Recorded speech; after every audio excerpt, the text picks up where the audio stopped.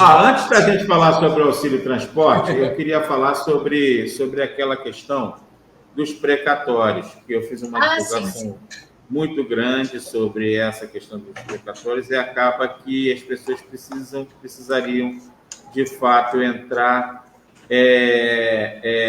vir aqui, qual o procedimento correto? Porque, eu acho que houve... isso aqui é legal, né? Nós demos um comando aqui, eu, por exemplo, pelo WhatsApp, o pessoal do atendimento, os diretores, a gente fez uma divulgação imensa nesse sentido das pessoas irem ao banco para saber se tem precatório ou não. Deixa eu só explicar isso aqui para quem está nos assistindo, porque a gente se deu conta disso, que isso aconteceu, mas assim, você tem claro aqui, porque eu não estou... Às vezes eu falo isso e algumas pessoas levam por essa direção. Quando o Lula era presidente da República, a gente não via determinadas covardias da administração pública para com os servidores. Quando eu falo isso, eu digo o seguinte: por exemplo, o servidor recebia ação na justiça, o cartório publicava, a gente entrava em contato com os servidores e fluía. Eu entrei aqui como presidente do CINFA já no final do presidente Lula. Então, eu peguei Lula presidente 3 anos, praticamente. E o primeiro ano com Dilma Rousseff, a gente não tinha essas covardias que começaram a acontecer a partir de 2012.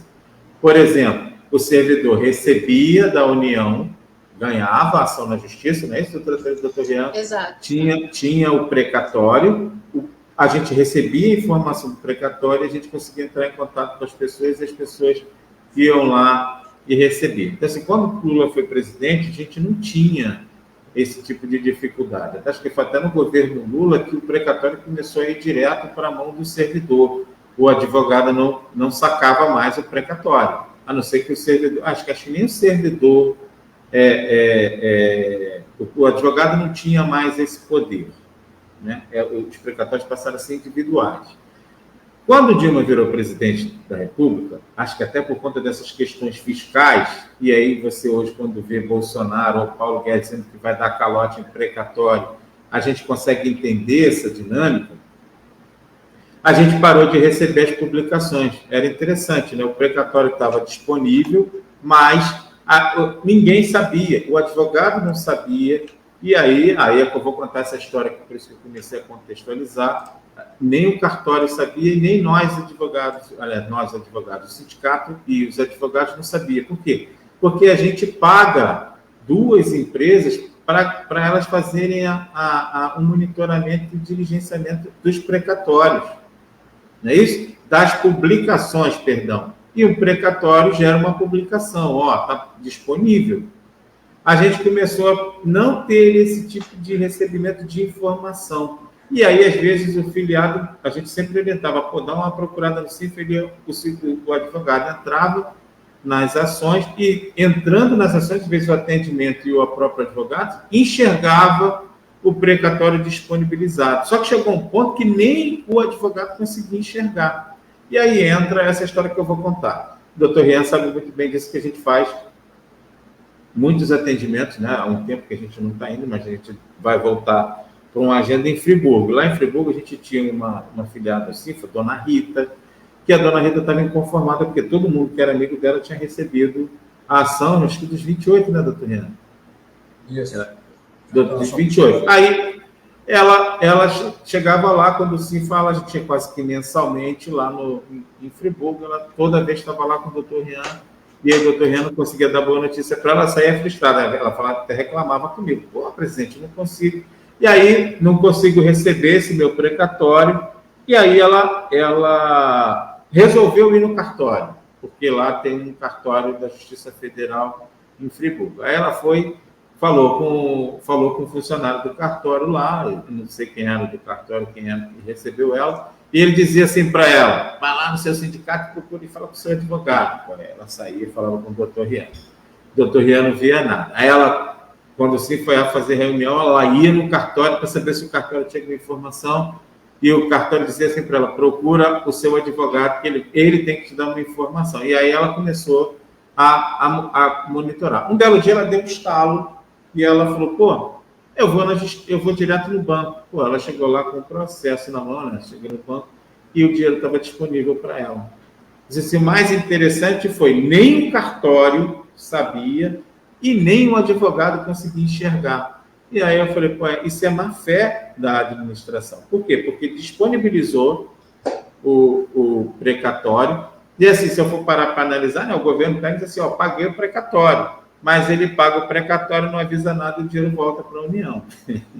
Assim, quantas pessoas não tiveram que tomar esse tipo de golpe, né, doutora Thalita e doutor Rian? Exatamente. E aí, quando foi agora, a gente até fez essa abordagem na reunião que a gente teve, que eu falei até sobre essa questão no café da manhã, e aí a doutora Thalita e o doutor Rian foram fazer um controle, e aí eles soltaram a informação de que a gente deveria sinalizar. Aí agora eu vou passar para vocês. Por quê? Porque as pessoas que responderam, isso foi muito legal, os servidores responderam a essa chamada, só que chegaram no banco, o banco está pedindo para eles encaminharem, trazerem um documento. Aí é que entra vocês nessa história.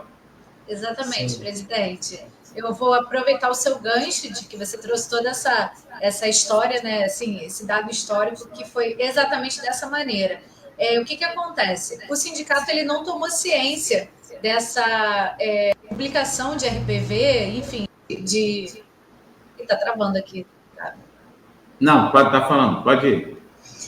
O sindicato não tomou ciência através de publicação do processo daquele determinado servidor, daquele determinado filiado, e a gente tomou ciência, na verdade, através agora dessa... Na verdade, a gente ficou ciente do que isso estava acontecendo através dessa filiada de Friburgo e de outros também que compareceram ao Sinfa. Porque em 2017, o Temer, quando a Dilma saiu e ele assumiu a presidência, ele fez uma lei na qual ele autorizava a revalidação desses requisitórios de pagamento ou de precatórios que estavam ali depositados e que voltaram aos cofres, né, do governo. Então, através dessa lei, você poderia requerer a revalidação daquele RPV e sacar. E a partir daí a gente percebeu que o governo sabia, de fato, do erro deles, que não teve nenhum tipo de comunicação daqueles RPVs ou precatórios, e o dinheiro estava parado no banco e um dia voltou para os cofres e ele teve ciência que o erro foi do governo, e ele tanto que autorizou a revalidar esse RPV precatório. E aí eu falei, olha, o prazo prescricional mais ou menos de quando voltou aos cofres são de 5 anos. Então, se isso aconteceu lá em 2017, a gente tem que correr agora para comunicar aos filiados para que não caia em nenhuma barreira com relação à prescrição. E aí, por isso, a gente solicitou. Mas, de fato, o que está acontecendo? O banco, às vezes, ele consulta pelo CPF, ele até consegue localizar alguma coisa se o sistema dele for interligado ao da Justiça. Mas, às vezes, o filiado, o servidor, vai na agência de bairro que ele não está acostumado, né, com esse tipo de pagamento de RPV e precatório. E aí eles pedem mais informações. Então, o importante é procurar sempre o sindicato, verificar quais ações tiveram, fazer aquela consulta que o nosso setor de atendimento até consegue fazer, mas aí pode solicitar um agendamento de plantão para verificar se há algum RPV cadastrado no CPF ou, às vezes, entra em contato para perguntar sobre alguma questão do pai, né, que já é falecido, ou do instituidor da pensão e tudo mais. Então, dar o CPF para a gente consultar, verificar se houve, e aí sim levar ao banco para verificar se houve levantamento ou não daqueles valores. E aí a gente pediu o extrato e fazer um pedido de revalidação dos alvarás, né, do RPV ou precatório.